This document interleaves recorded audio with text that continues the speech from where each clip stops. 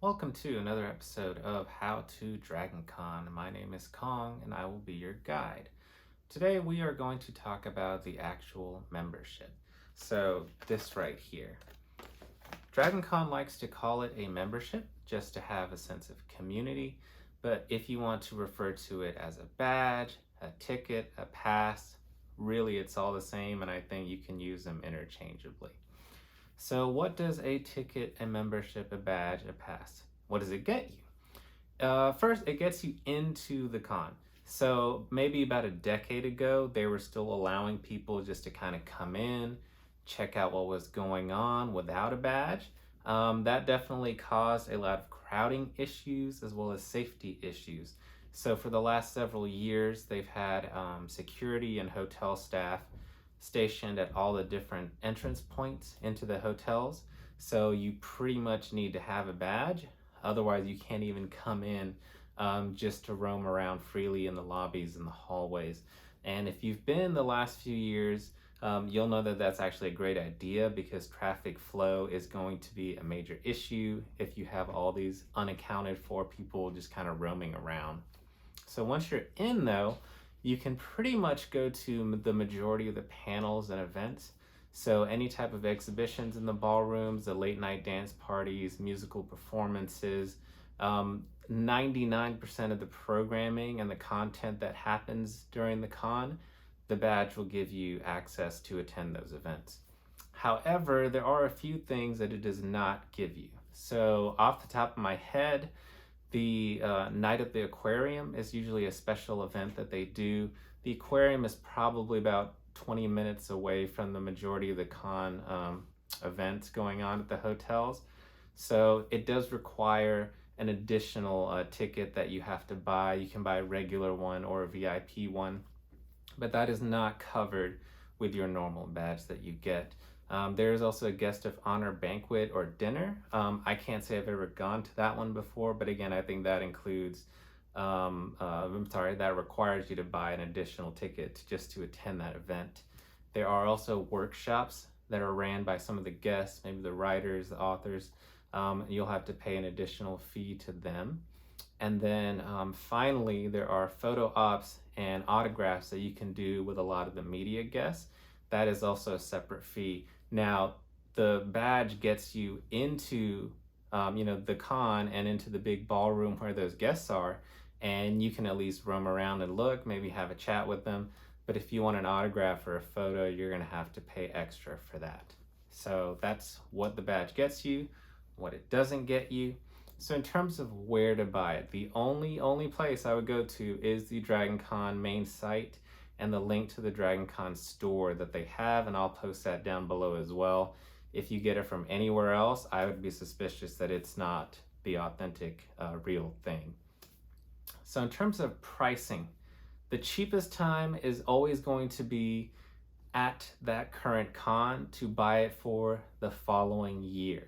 So as a frame of reference for the con in 2022, I actually bought it during the weekend of 21, and that cost $90 on site. And I think you can get it for a few days right after the event too, but then the staff kind of shuts down for about 2 weeks to recover.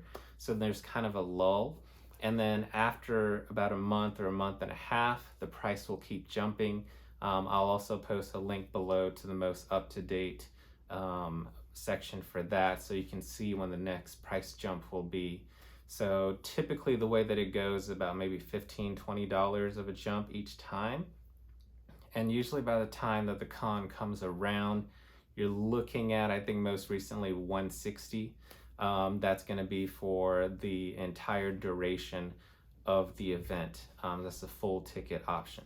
So there are also day passes or day badges that you can buy. Sometimes they will let you buy them in advance. They used to do that at 2019 and prior to that. You can either buy them in advance, you can buy them at the door. And when you buy that, that is good for the next, roughly 24 hours. So if you buy the Friday only badge, from the minute that you get it until, well after midnight, they give you some leeway, but probably by like 5 or 6 a.m. the following day, your badge is not going to be good anymore to get into the events on that following day. And just as a frame of reference, they never technically have capped the main, full weekend badges before 2021 was kind of a, odd year just because the pandemic is still going on. They're not exactly 100% transparent with whether they ever cut those off or not. However, they did announce that they would limit the number of Saturday-only badges.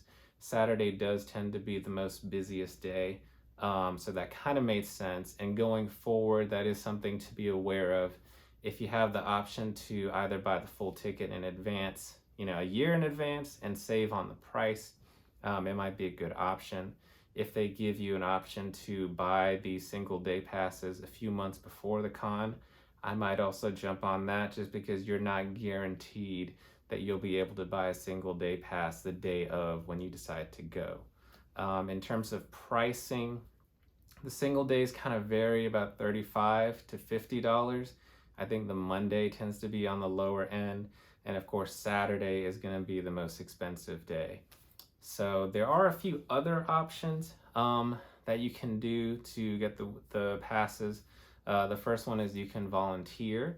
The first year that you volunteer, you still have to pay $20, but that's a heavily discounted badge.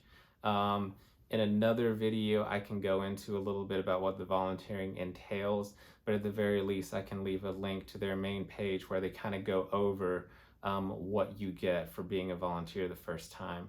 And then subsequent years, your membership, of course, will be completely free as well.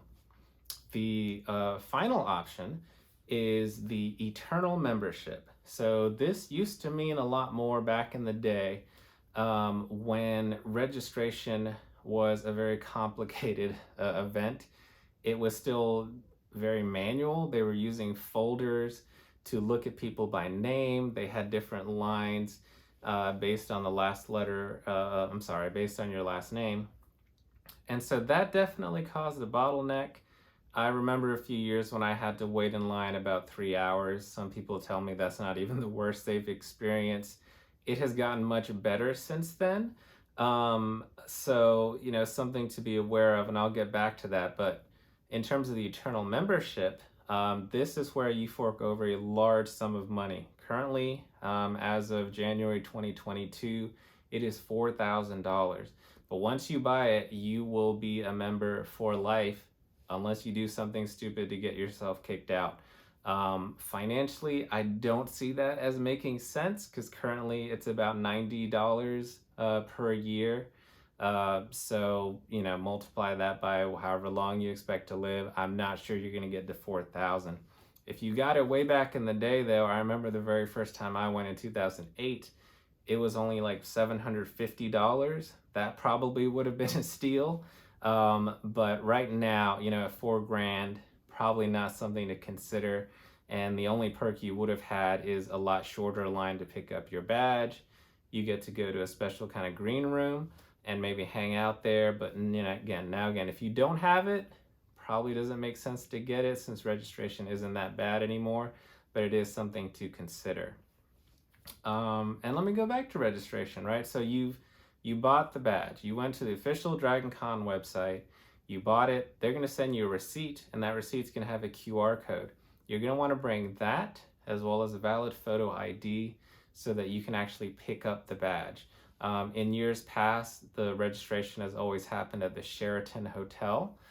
If that changes, I will definitely make an update in the future. But you're going to bring that. You still have to kind of wait in a line, and depending on when you go, it might be a very quick, maybe 10-15 minutes, or if for some reason the computers were down or there was just a backlog. I do remember in DC 21, I did have to wait about an hour and a half to get it. Even though they are technically on a computerized system, I think there was some holdup that day. So that's how you pick it up once you get it. Let me see. It's going to look like this. You're going to get a lanyard typically, and I do recommend having one just because this little part is kind of flimsy and it may fall off. If you lose it, the staff members will be very sympathetic to you, but you still have to pay to buy another badge. Okay, so unless someone turns it in to Lost and Found, you're gonna have to pay to get a second one. The other thing I would actually recommend, especially for a lot of the costumers who don't want to maybe wear a lanyard or a badge, bring a safety pin just so you can hook it to you and it's a little bit more secure. Just because the last thing you want to do is lose your badge at midnight when you're trying to go to some dance party and they won't let you in because you no longer have a badge, and of course registration is closed. So even if you wanted to buy another one, you can't just go buy one at midnight. So definitely hold on to it. One final point.